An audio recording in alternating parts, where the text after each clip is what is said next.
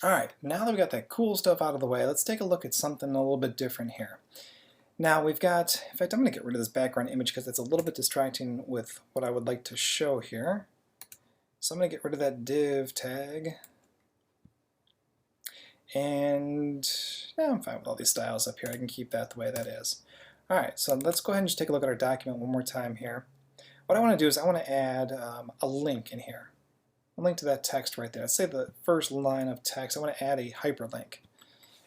And if we remember our HTML, we come in here to the line of text that we want to make a link, and we say less than a space href equals, and within quotes we add our link. In this case I'm going to use the pound symbol or the hashtag, and what it does is basically just adds a placeholder, so it kind of makes the link work but it doesn't go anywhere. So again, just for sample, do that, and it closes out my a tag. I'm going to copy that and move it over here.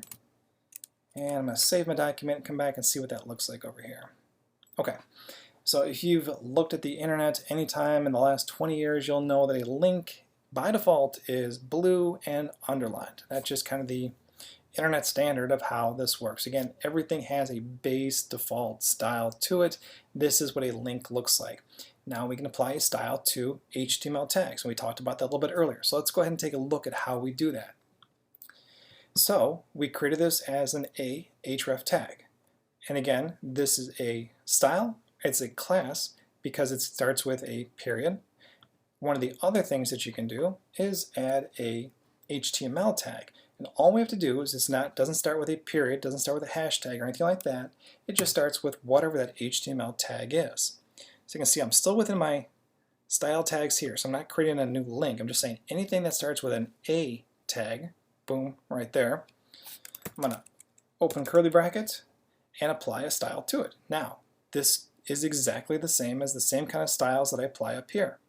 So let's say maybe I wanted this to be a color of, I don't know, let's make this one yellow. I should make that yellow-green. That'll stand out pretty good. And I'm going to close that one out. Let's do something else to it too. Let's make it, let's not make this guy up here bold, and we'll make the link bold. Let's go ahead and just kind of take that off too. Let's do one other thing just so it really stands out. Let's make it a font size equals 30 point font. All right, it's going to be huge, so you're not going to be able to miss this one.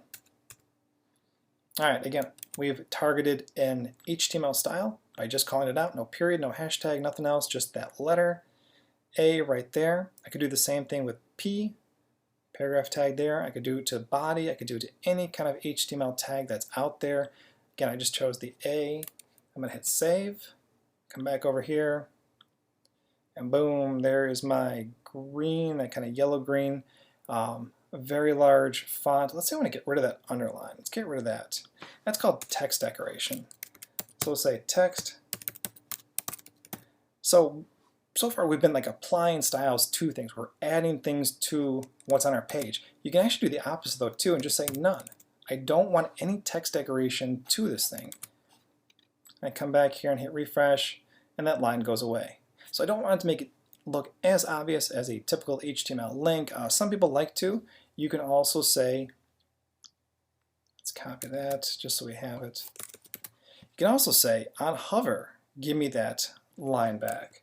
So what you do here is we say A, and then we say colon hover. So we tell it what state we want that A to be on.